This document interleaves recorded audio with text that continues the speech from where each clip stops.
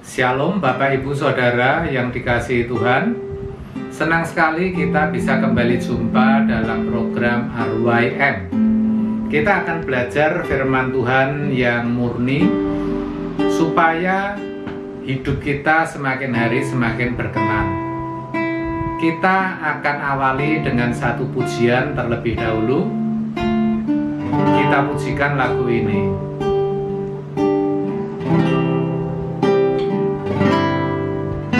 Bawa aku Tuhan ke tempat yang maha tinggi. Bawa aku Tuhan ke tempat yang maha kudus, agar ku mengerti semua yang Engkau inginkan. Ku pahami hati perasaanmu. Sekarang aku datang tenggelam di hadirat-Mu. Beriku mengenal lebih dalam pribadi-Mu. Dengan rela hati ku terima rencana-Mu dan berjalan dalam kebenaran. Karena Engkaulah Allahku, Bapa yang mulia, beri warna jiwaku. Dalam-Mu aku teduh, ku temukan firdaus-Mu di keabadian-Mu.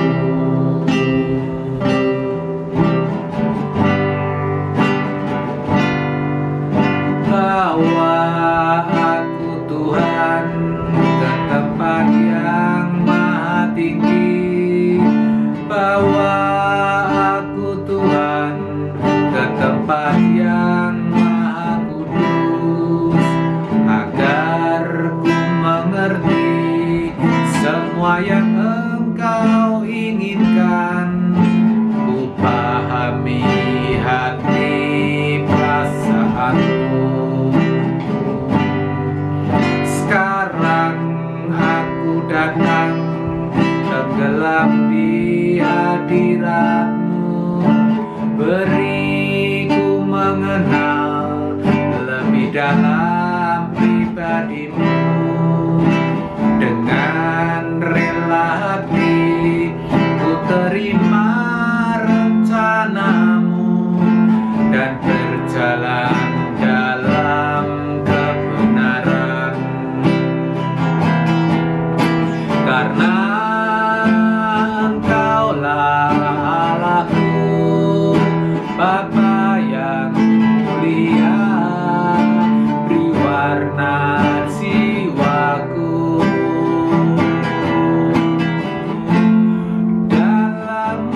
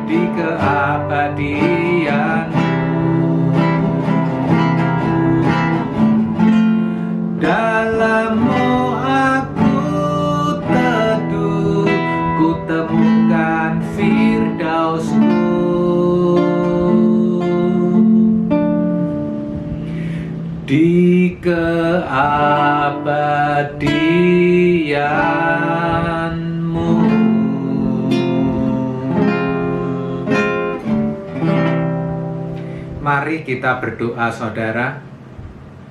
Bapa di dalam surga, Elohim Yahweh, Allah Abraham, Ishak, dan Yakub.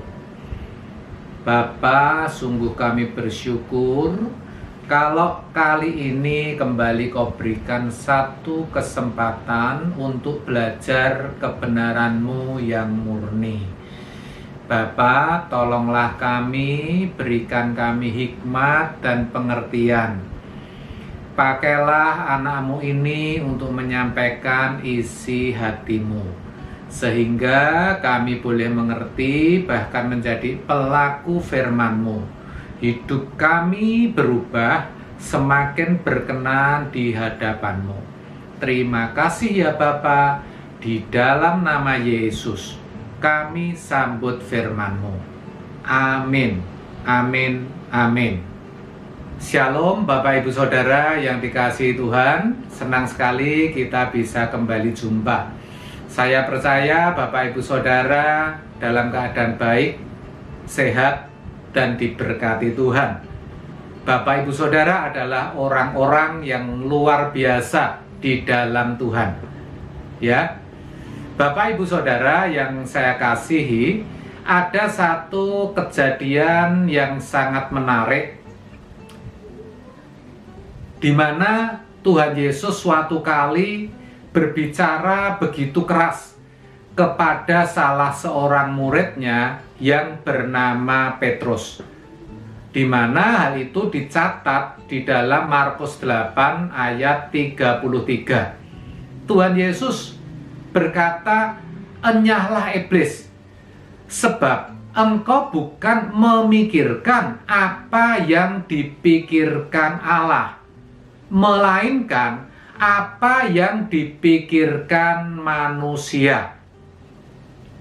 Saudara, ketika saya mempelajari ayat ini, saya sempat bayangkan ya keadaan atau raut wajah daripada Petrus pada saat itu yang juga ada bersama murid yang lain, saudara, di mana dikata-katai Tuhan sebagai iblis, bahkan diusir, saudara. Tuhan Yesus jelas berkata, "Enyahlah engkau, iblis." Saya tidak bisa membayangkan andaikan Tuhan Yesus hidup pada masa sekarang dan kata-kata itu dilontarkan atau diucapkan kepada salah seorang dari kita. Saudara, tidak hanya kita akan merasa malu, tetapi kita tentu akan gemetaran, saudara. Kita akan begitu ketakutan.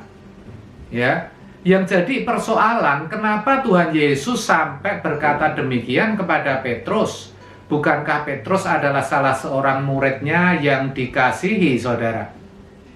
Ayat tadi menjelaskan bahwa Tuhan mengatakan Petrus tidak memikirkan apa yang dipikirkan oleh Allah, melainkan apa yang dipikirkan oleh manusia. Oh, pertanyaan yang bisa muncul, lalu apa yang ada di pikiran daripada Petrus? Nah, kita mesti mengerti latar belakang dari ayat ini, saudara. Ya, kalau saudara baca di ayat-ayat sebelumnya, maka saudara akan tahu bahwa ketika itu Tuhan Yesus sedang menceritakan apa yang akan dialaminya.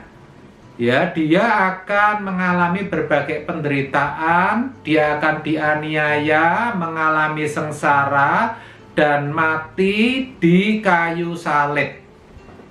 Itu Tuhan Yesus ceritakan kepada para muridnya.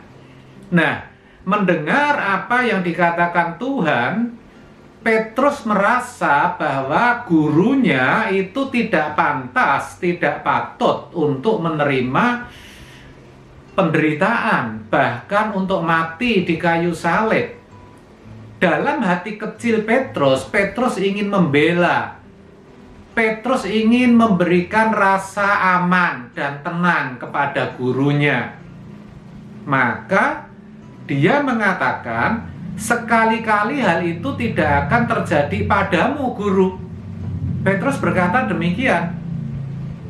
Nah, tentu di pandangan Petrus dan bahkan bisa jadi di pandangan para murid Tuhan Yesus yang lain, ini satu perkataan, satu ucapan yang bagus tentunya, saudara. Ya, karena terkesan bahwa Petrus itu sedang membela gurunya. Tetapi ternyata apa yang diperkatakan Petrus itu tidak sesuai dengan pikiran dan perasaan Allah. Saudara, itulah kenapa Tuhan Yesus dengan tegas mengatakan, engkau tidak memikirkan apa yang dipikirkan Allah, tetapi engkau memikirkan apa yang dipikirkan manusia. Itu berarti pikiran Allah dan pikiran manusia itu berbeda, saudara. Allah menghendaki melalui pribadi yang mulia Tuhan Yesus, melalui putra sulungnya itu, ya, Allah ingin menyelamatkan semua manusia berdosa. Dan untuk itulah Tuhan Yesus harus mengalami berbagai aniaya, penderitaan, lalu mati di kayu salib. Rencana Allah ini baik, saudara. Kenapa? Karena Yesuslah yang bisa menggantikan dan akan menggantikan hukuman manusia atas dosa. Sehingga dengan demikian, apa yang menjadi rencana Allah, anugerah keselamatan, itu bisa dinyatakan melalui Kristus Yesus. Dengan demikian, ketika Petrus mengatakan sekali-kali hal ini tidak akan terjadi padamu, Guru, itu berarti Petrus tidak sepikiran dan seperasaan dengan Bapa.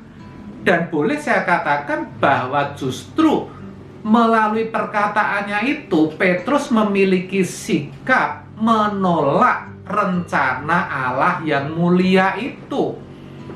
Ya.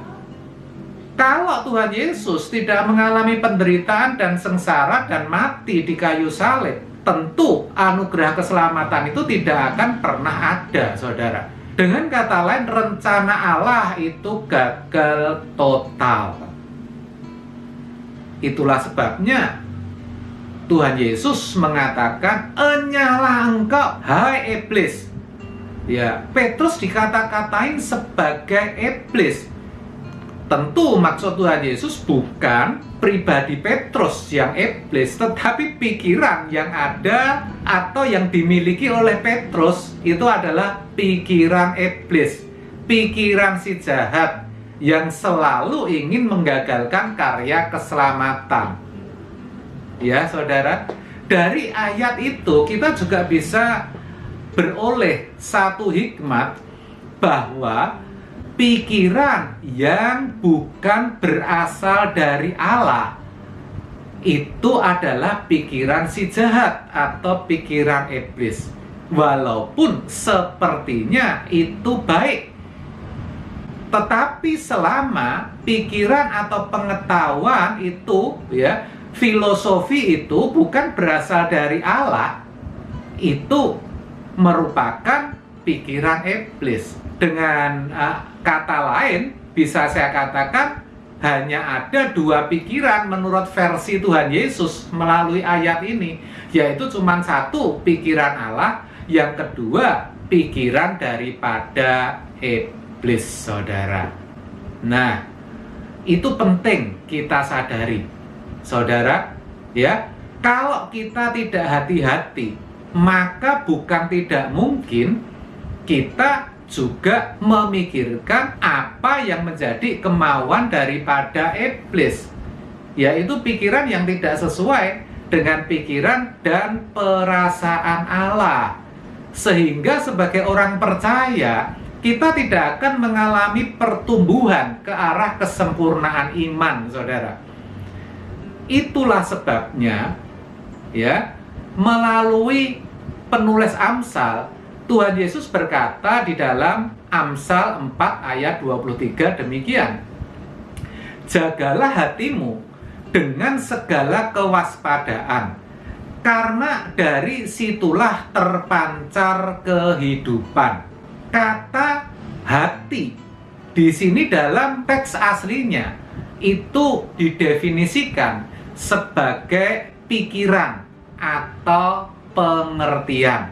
Dalam versi American Version ya ditulis sebagai mind, pikiran atau understanding, pengertian, saudara. Makanya kalau kita baca secara teliti dalam terjemahan bahasa Jawa itu menarik sekali, saudara. Di situ dikatakan sing ngati-ati bab opo sing kok pikir, sebab uripmu kuwi ditotok dening pikiranmu. Yang mana kalau kita bahasakan dalam bahasa Indonesia kira-kira seperti ini. Hati-hatilah terhadap apa yang kalian pikirkan, sebab hidupmu itu diatur, ditata, ditentukan oleh pikiranmu. Bapak, Ibu, Saudara, itulah sebabnya penting bagi setiap kita orang percaya ya untuk selalu menjaga pikiran kita. Karena sesungguhnya hidup kita adalah pikiran kita. Ketika pikiran kita tidak baik dalam pengertian, tidak sesuai dengan pikiran dan perasaan Allah, itu akan membawa kepada kebinasaan, saudara. Di dalam Amsal 4 ayat 23 tadi jelas dikatakan, dari sanalah, dari hatimu, dari pikiranmu terpancar kehidupan. Nah, kehidupan di sini tentu yang dimaksud kalau bagi kita sebagai orang percaya itu kehidupan yang seperti Yesus, ya, atau sempurna seperti Bapa, yang artinya segala sesuatu sesuai dengan kehendaknya. Saudara, kok begitu, Pak? Iya, karena kan Tuhan Yesus sendiri yang berkata, akulah jalan dan kebenaran dan hidup. Yohanes 14 ayat 6. Tak seorang pun sampai ke rumah Bapakku kalau tidak melalui aku. Yesuslah hidup itu sendiri. Maka sebagai orang percaya kita harus hidup seperti Dia hidup, ya. Di dalam Yohanes 10 ayat 10 jelas dikatakan, pencuri datang untuk mencuri, membunuh dan membinasakan, tetapi aku datang, Tuhan Yesus berkata, ya, untuk memberi hidup supaya mereka mempunyainya, bahkan mempunyainya dalam segala kelimpahan. Tuhan Yesus itu memberikan hidup yang kekal, ya. Yang ditawarkan Tuhan Yesus itu kerajaan surga, saudara. Maka kita harus hidup untuk kerajaannya. Kita harus hidup seperti Tuhan Yesus hidup. Dengan kata lain, kita harus menjaga pikiran kita, ya. Pikiran kita itu harus benar-benar kita kendalikan. Karena kan pikiran kita itu begitu liar, saudara, ya. Kita kendalikan aja, masih iblis itu bisa masuk, masih bisa mengganggu pikiran kita. Perhatikan ketika saudara berdoa, sering bukan saudara tidak fokus. Kenapa? Ya, karena ada pikiran-pikiran yang masuk, ya. Padahal saudara sudah berusaha fokus, saudara. Itu artinya kita tidak boleh buka celah sedikit pun, saudara. Seperti yang dituliskan di dalam Efesus 4 ayat 27, di mana Tuhan mengingatkan, janganlah beri kesempatan kepada iblis.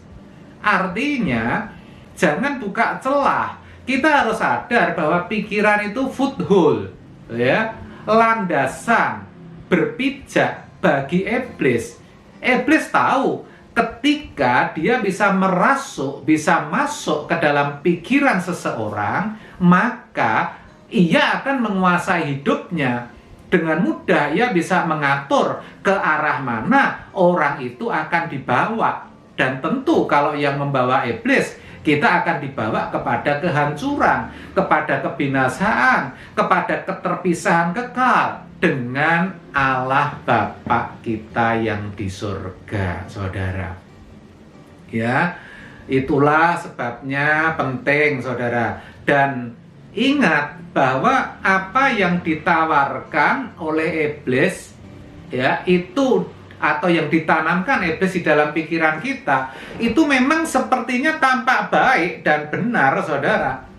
Dan kalau kita tidak hati-hati, maka apa yang kita putuskan, ya, yang menjadi kehendak kita, yang akhirnya menentukan hidup kita, peragaan hidup kita, tindakan kita, perbuatan kita, ya, itu juga semuanya akan jadi meleset, akan menjadi tidak tepat, akan menjadi salah, saudara.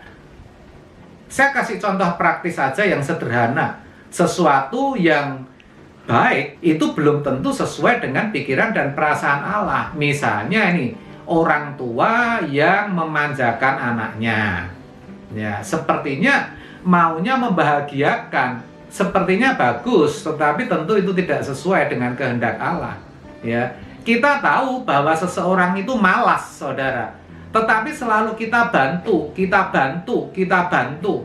Itu tidak mendidik. Itu sepertinya memang apa, saudara? Memang sepertinya baik, kasih, tetapi sebetulnya tidak sesuai dengan pikiran dan perasaan Allah. Ya, saudara. Juga yang sering kita lihat apa yang diajarkan oleh dunia tentang pikiran positif. Pikiran positif, saya mau kasih tahu ya, saudara, itu bukan pikiran atau perasaan Allah. Maka membangun pikiran positif sebagai suatu bentuk iman Kristen adalah tidak tepat. Ya, iman yang dibangun dari pemikiran positif itu bukan iman yang mendewasakan, bukan iman yang menyelamatkan, saudara. Ya. Kenapa saya katakan begitu? Karena belum tentu itu sesuai dengan pikiran dan perasaan Allah. Ya, coba saudara bayangkan aja, misalnya nih, ya, seseorang lagi sakit atau mengidap satu penyakit keturunan seperti diabetes lah, misalnya seperti itu. Ya, kadang orang berkata, udahlah, nggak apa-apa. Pikir saja yang positif, asalkan kamu maka berpikir positif. Ya, kalau cuma makan nasi aja atau minum teh manis asal tidak banyak-banyak kan juga tidak apa-apa. Nah, dibangun dari pemikiran positif sepertinya ini benar, saudara. Ya, tetapi itu tidak sesuai dengan pikiran dan perasaan Allah. Saya percaya itu justru akan membawa kita kepada penyesatan, saudara, di mana kita buka celah. Ya, orang yang sampai kena komplikasi itu karena buka celah. Ketika sakit sedikit tidak dirasakan, saudara. Nah, itulah sebabnya, saudara, kita harus hati-hati dengan pikiran kita. Pikiran kita harus kita jaga benar-benar supaya sesuai dengan pikiran perasaan Allah. Jangan sampai sesuai dengan pikiran dunia, saudara. Makanya Rasul Paulus mengingatkan di dalam Roma 12 ayat yang kedua. Janganlah kamu menjadi serupa dengan dunia ini, tetapi berubahlah oleh pembaharuan budimu, sehingga kamu mengerti apa yang menjadi kehendak daripada Allah, apa yang baik, yang berkenan, dan yang sempurna. Janganlah kamu menjadi serupa dengan dunia. Dalam hal apa serupa dengan dunia? Dalam hal pikirannya, saudara. Makanya kalimat berikutnya mengatakan, berubahlah oleh pembaruan budimu. Budi itu bicara tentang pikiran, saudara. Pikiran kita harus diubah, harus dibaharui. Supaya apa? Kita tidak memikirkan apa yang dipikirkan oleh manusia, apa yang dipikirkan oleh dunia. Itu tidak mudah. Untuk berubah seperti itu tidak mudah. Kenapa? Karena ruangan pikiran kita ini harus kita akui ini sudah dipenuhi dengan filosofi dunia, ya saudara. Nah, kalau kita mau berubah, ibaratnya mau meriset ulang, ya kita harus mengosongkan ruangan pikiran kita ini, saudara. Padahal untuk mengosongkan kan nggak mudah, terlanjur banyak, saudara. Nah, caranya kita harus memaksa memasukkan pikiran Allah ke dalam pikiran kita, yaitu firman-Nya. Firman Allah adalah Allah sendiri, Yohanes 1 ayat 1. Itu harus kita paksa, saudara. Kita paksa masuk ke dalam ruangan pikiran kita setiap hari, setiap jam, setiap saat. Kita renungkan, ya. Teruslah pikiran yang masuk itu sedikit demi sedikit akan menggantikan pikiran yang sudah tertanam di dalam pikiran kita. Ya, kalau kita tekun, kita lakukan sepanjang hidup kita, saya percaya ruangan pikiran kita ini ibarat segelas air yang terisi air kotor, ya. Kalau saudara tuangin dengan air bersih sampai tumpah keluar, air yang kotor itu tumpah keluar. Sampai satu saat air di dalam gelas ini pasti akan bersih, tidak akan keruh lagi. Begitu juga ruangan pikiran kita. Kalau setiap saat kita isi, kita paksa, kita isi dengan firman Tuhan, lama-lama pikiran atau filosofi dunia ini akan tumpah keluar, dan akhirnya pikiran kita dibaharui dengan pikiran Allah. Nah, ketika pikiran kita sesuai, ya, presisi dengan pikiran dan perasaan Allah, saya percaya hidup kita adalah hidup yang berkenan. Kita pasti menggelar hidup yang seperti Yesus, yang sempurna seperti Bapa. Kita pasti hidupnya itu kudus, saudara. Nah, hidup kita pasti jadi berkualitas. Orang-orang yang seperti inilah yang dikatakan oleh Amsal tadi, menjaga hati dengan penuh kewaspadaan, sehingga menghasilkan kehidupan yang berkualitas. Ya, kehadiran orang seperti ini pasti diharapkan di banyak tempat, dimanapun dia berada, pasti dibutuhkan, karena hidupnya pasti berdampak, perkataannya pasti membangun, ya, perbuatannya pasti nyata, tidak omong doang. Nah, itu yang harus kita kejar selama kita masih hidup di dunia ini, saudara. Ya, saya percaya itu memang tidak mudah. Tetapi, saudara, kita harus pastikan, kita harus bertekad bahwa pikiran yang kita miliki dalam hidup ini haruslah pikiran Allah. Jangan sampai pikiran iblis. Ingat, saudara, iblis terus bekerja. Kalau kita lengah, dia pasti masuk menguasai kita melalui pikiran kita. Oleh sebab itu, kita harus bisa membedakan mana pikiran Allah, mana pikiran iblis. Ya, kita harus kenakan pikiran Allah, bukan pikiran iblis, supaya hidup kita berkenan di hadapan Allah dan kita beroleh hidup yang kekal. Puji Tuhan, kiranya kebenaran ini boleh memberkati kita semua. Amin. Tuhan Yesus memberkati. Kita berdoa. Bapa di dalam surga, kami bersyukur kami boleh kembali belajar firman-Mu. Bahkan kami sekarang tahu pikiran kami sering dikuasai oleh si jahat. Kami mau berjuang untuk senantiasa hidup sesuai dengan firman-Mu. Kami mau berubah untuk mengalami pembaruan budi. Kami mau bertobat setiap hari, setiap jam, setiap saat, sehingga sampai kami dapati hidup kami berkenan di hadapan-Mu. Terima kasih ya Bapak. Sebentar kami akan berpisah, program ini akan berakhir. Kami percaya ya Bapak, ketika kami melanjutkan aktivitas kami, Engkau menyertai, Engkau memberkati. Dan kami akan terima berkat-berkat yang terbaik daripadamu, baik itu berkat jasmani atau berkat rohani, di dalam kasih, kemurahan, serta penebusan Kristus yang sempurna.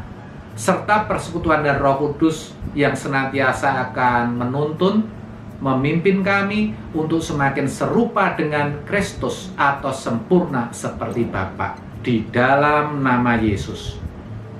Amin. Amin. Amin.